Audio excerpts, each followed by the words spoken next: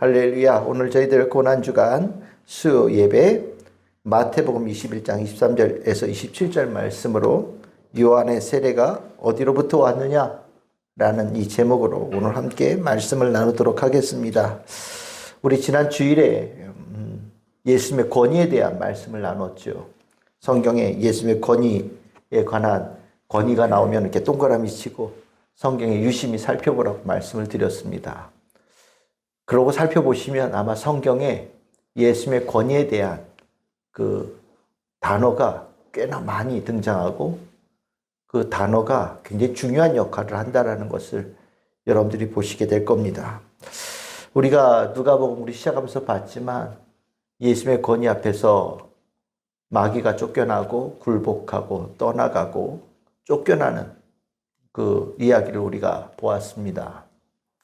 예수님께서는 이 땅에 오셔서 악한 마귀를 이 땅의 권세자로부터 쫓아내시고 이 땅의 권세를 바꾸시는 치유하시고 치료하시고 고치시고 회복시키는 일을 하시는 분으로 오셨고 그 일을 하시는 권위를 가지고 계신 분이다 라는 것을 성경에서는 기록하고 있으며 그것에 대해서 다름 아닌 악한 영이 제일 잘 알고 있다라고 성경에서는 거듭하여서 우리에게 알려주고 있습니다.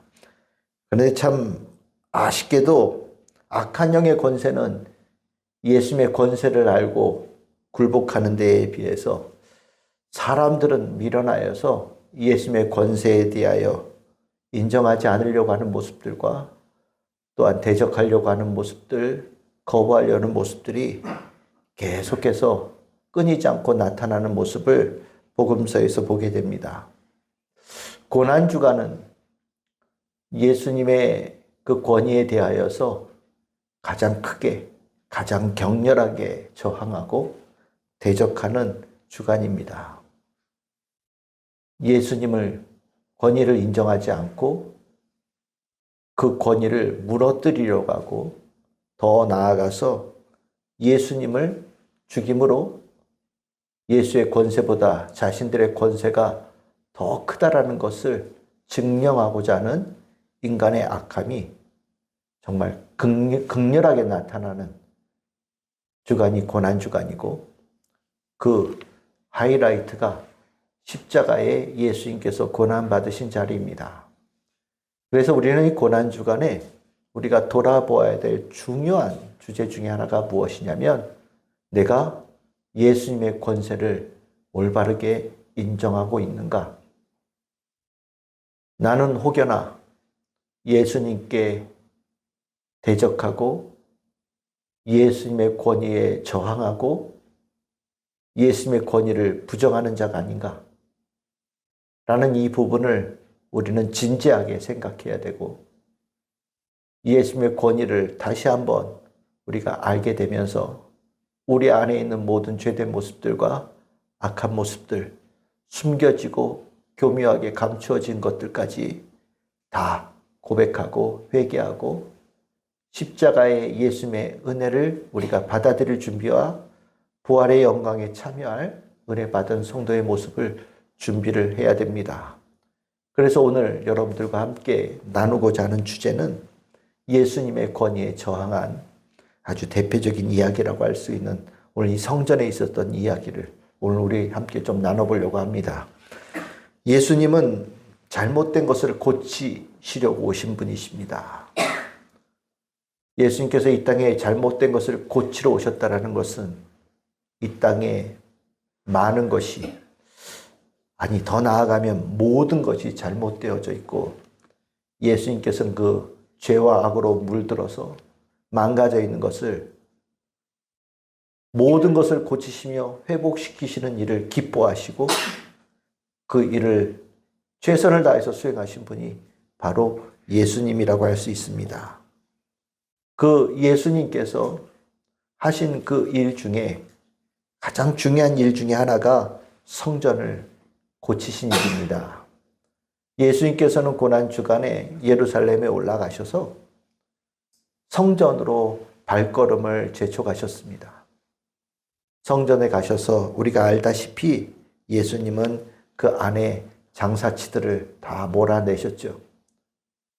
하나님이 주인이 되시고 하나님께 예배드리고 하나님께 기도드리고 만인의 구원의 터가 되어야 될 성전이 사람들의 이익과 그리고 사람들의 악한 권세의 도구가 되어지는 장소가 되어지고 하나님의 영광이 가려진 자리가 되어졌다는 것.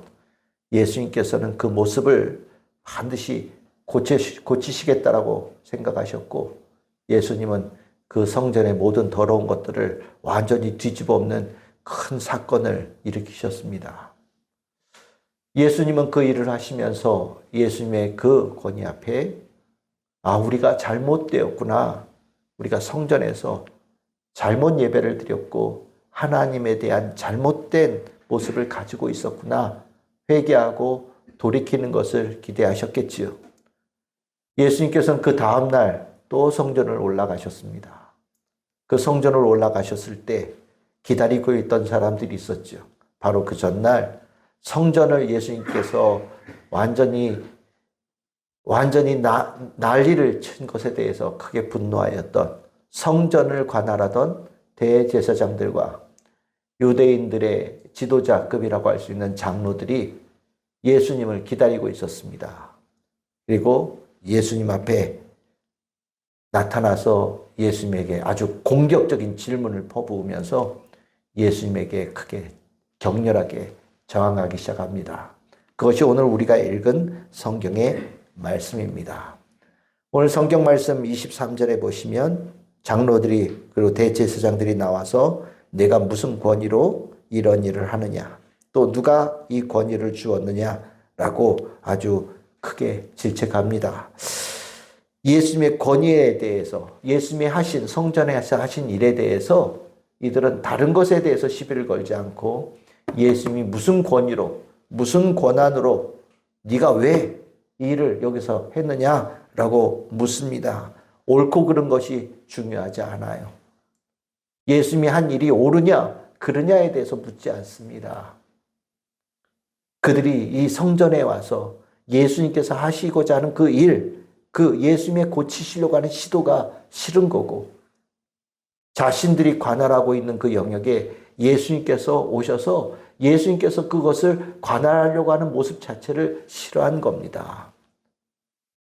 예수님의 활동을 막고 싶었고 예수님의 하는 그 일에 저항하려고 하는 모습이 아주 단단하게 드러납니다. 내가 무슨 권위로 이런 일을 하느냐? 누가 이 권위를 주었느냐? 이 말, 우리 성경에 있으니까 이것이 참 그나마 미화되어서 표현되어진 것이라고 저는 생각을 합니다. 이게 만약에 그 자리에 있었던 이야기라면 아주 험한 말들이 튀어나왔을 거라고 저는 생각을 해요. 예수 당신이 뭔데 여기서 행패야? 뭐 이런 거 있지 않습니까? 여기가 어딘 줄 알고 함부로 와서 행패야? 뭐 이런 얘기들. 당장 나가!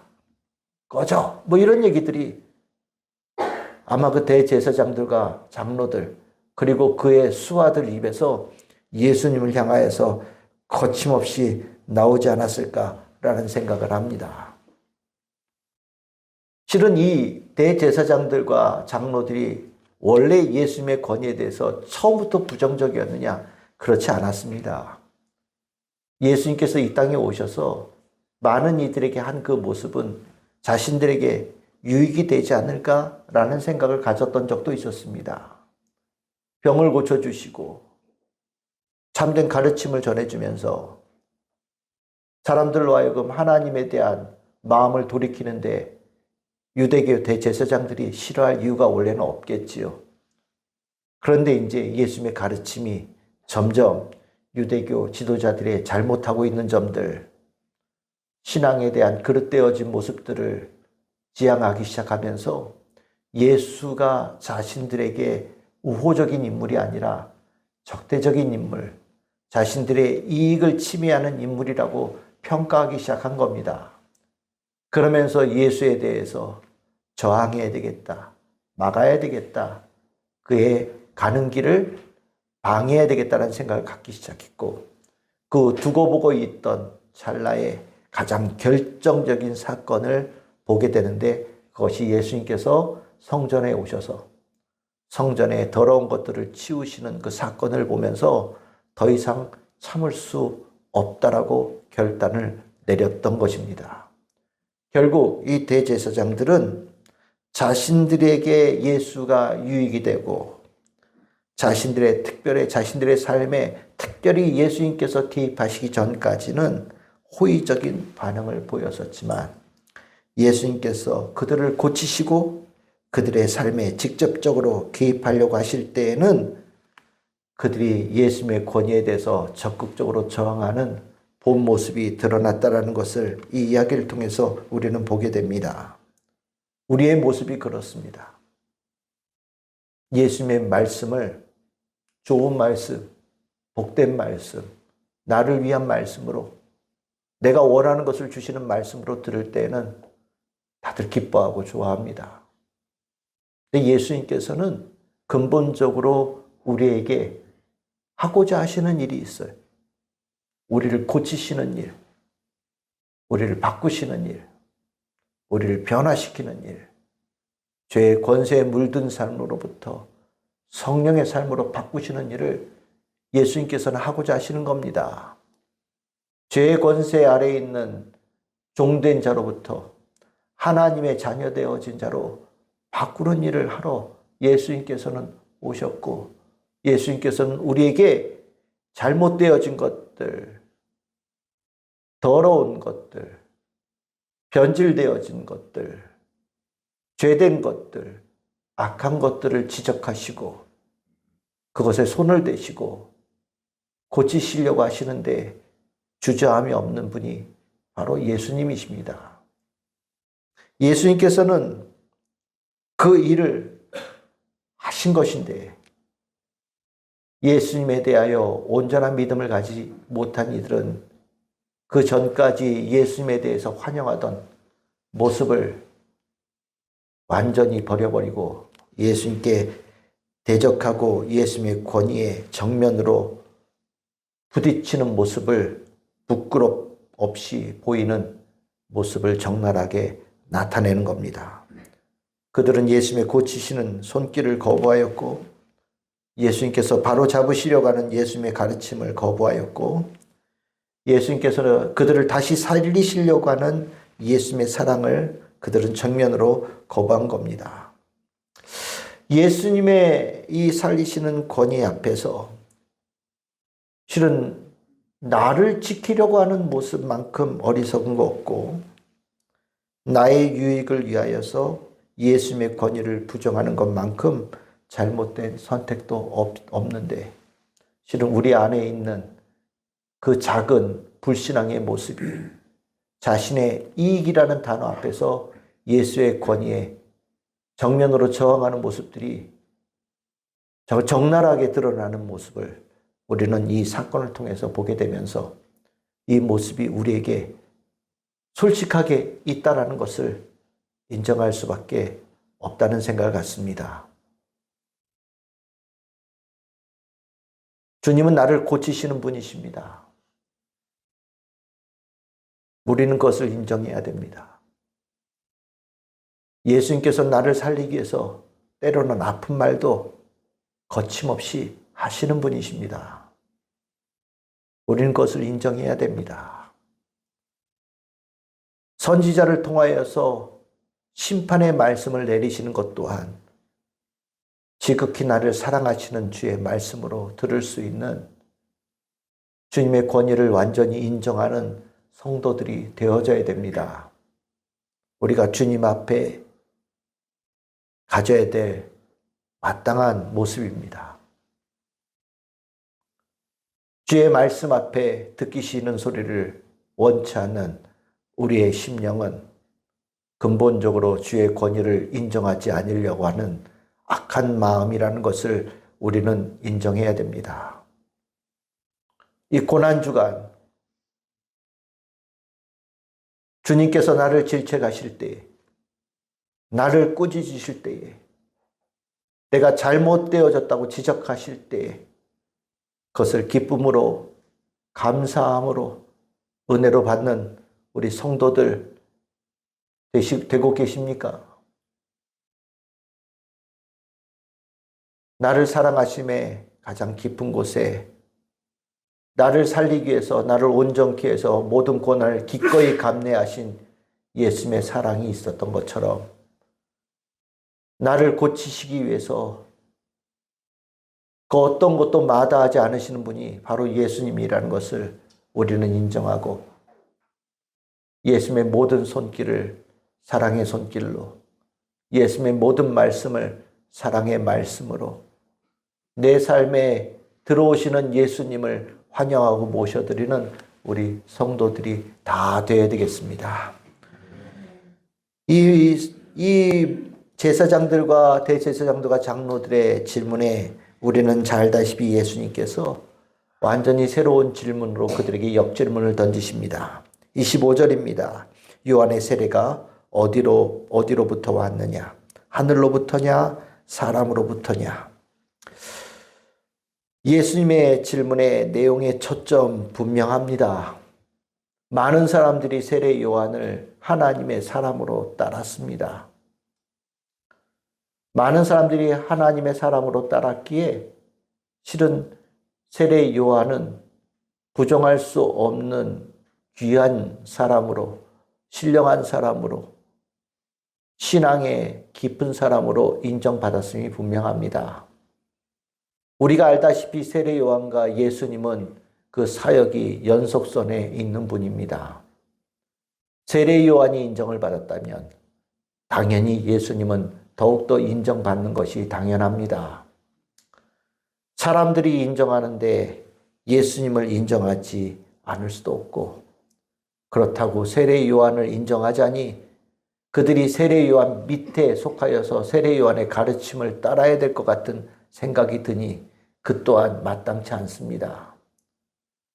이들이 예수님의 권위를, 실은 진정한 권위를 모르느냐? 실은 모른다고 얘기할 수 없습니다. 예수님은 안 보려고 해도 그 권위가 보였고, 듣지 않으려고 해도 그 예수의 권위의 말씀이 들렸고, 느끼지 않으려고 해도 예수님께서 하신 모든 행적을 통하여서 그의 권위가 느껴질 수밖에 없었기 때문입니다. 근데 알면서도 듣기 싫은 겁니다. 받아들이기 싫은 겁니다. 이게 병든 거죠. 그래서 예수님께서 이들에게 다시 한번 생각할 수 있는 기회를 주신 겁니다. 돌이킬 수 있는 기회를 주신 거예요. 그런데 이들은 주님께서 주신 기회를 스스로 차버립니다. 무엇으로 대답하든 모순이 된다는 것을 알고 있기에 자신들의 잘못을 인정하기보다는 교묘한 회피, 무응답으로 예수님의 질문을 무력화시킵니다. 그것이 26절과 27절에 나오는 말씀입니다. 알면서도 모른 척, 무식한 척 할 때 있습니다. 우리는 그 상황을 애매모호한 표현과 교묘한 회피로 대응하면서 우리는 잘했다, 똑똑히 현명하게 잘 대처했다라고 스스로 생각할지도 모르겠습니다. 아마 그 자리에 있던 대제사장들과 장로들은 그렇게 생각을 했었을 겁니다. 그러나 이 또한 주님 보시기에는 예수님의 권위를 인정하지 않는 그 모습과 다를 바가 없습니다. 우리가 예수님의 뜻을 모르느냐? 아니, 모르지 않는 경우들이 더 많습니다. 우리는 그동안 신앙생활하면서 하나님의 뜻, 예수님의 뜻인지 무엇인지 우리는 그래도 알고 있습니다. 알면서 너무나도 잘 알기에, 그런데 따르지 않고 싶을 때가 있죠. 그것이 힘들게 느껴지고 짐처럼 느껴지고 괴로움으로 느껴지다 보니 교묘한 방법으로 주님의 물음에 무응답으로 대응하고 교묘한 회피로 주님의 질문에 즉답을 피하는 방식으로 우리는 위기를 모면하고 그때를 모면하는 방법으로 예수님 앞에 거짓된 모습을 보일 때가 있습니다. 이 대제사장들과 장로들이 가진 모습이지요. 이것은 죄입니다. 주님께서 우리의 그 모습을 더 교묘한 죄, 더 깊은 죄로 여기신다는 것을 우리는 알아야 됩니다. 모르고 예수님의 권위를 부정하고 대적했다면 예수님께서는 예수님의 권위를 알려주십니다. 그 무지를 깨우치라고. 그러면 깨우치면 회개하고 받아들이면 됩니다. 무지한 자는 알려주실 때 회개하고 인정하거든요. 근데 알면서도 인정하지 않으려고 하는 자, 알면서도 교묘한 회피와 무응답으로 그 예수님의 원하시는 것에서 어긋나는 자는 그 회피하려 하려는 마음과 무응답으로 대하는 그 회피의 모습 속에 이미 완악한 마음이 자리 잡고 있고 그것으로 인하여서 일어나는 모습이기에 겉으로 정면으로 대적하는 것보다 훨씬 더 심각하고 더 깊은 죄의 모습이라는 것을 우리는 분명히 알아야 됩니다. 오늘 예수님께서는 한 번 더 기회를 주셨죠. 우리는 이 모습 속에서 예수님께서 첫 번째 모습보다 두 번째 모습에서 더 많이 실망하셨다는 것을 보게 됩니다. 26절에서 27절에서 고의적으로 대답을 회피하는 이들에게 예수님의 대응이 어떠하였습니까? 같이 침묵하셨습니다. 대답하여 주지 않으셨습니다. 무엇입니까? 침묵으로 그들을 심판하신 겁니다. 더 이상 그들을 고치시려고 나서지 않으셨고 그들에게 더 이상 사랑의 손길을 내밀지 않으셨습니다.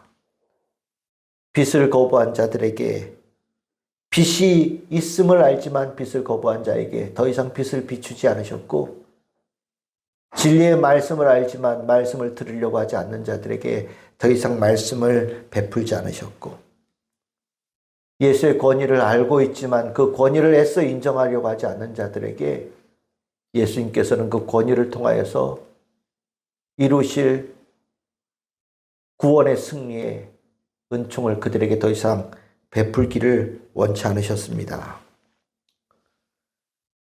우리의 신앙은 예수님의 권위를 인정하는 겁니다. 믿음이란 예수님의 권위를 인정하는 겁니다. 예수님의 권위를 인정할 때 우리는 그 인정을 순종으로 표현합니다. 이 고난주간 우리는 예수님께서 나의 진정한 주님이신지 내가 그렇게 고백하고 있고 예수님의 권위를 완전히 인정하는 자의 신앙으로 가고 있는지 우리는 돌아보아야 될 것입니다. 그리고 예수님의 그 권위 앞에 나의 부끄러운 모습이 있었다면 회개하고 교묘한 회피나 무응답과 같은 부끄러운 모습으로 불순종의 모습을 가졌던 것들을 모두 버려버리고 주의 말씀에 진심으로 답하고 진심으로 응하고 진심으로 순종하며 십자가의 그 자리에 오르실 예수님께 영광을 올려드리고 그 권위를 더 귀하게 받아들이며 구원의 은혜와 부활의 은총으로 나아가는 우리 참 즐거운 교회 모든 성도들이 다 되어야 되겠습니다. 이 고난주간, 깊어지는 이 고난주간에 우리 안에 있는 모든 하나님의 권위에 대한 불순종의 마음을 다 내버리고 완전히 믿음의 순종으로 나아가는 우리 참 즐거운 교회 모든 성도들 다 되시기를 주님의 이름으로 축복합니다.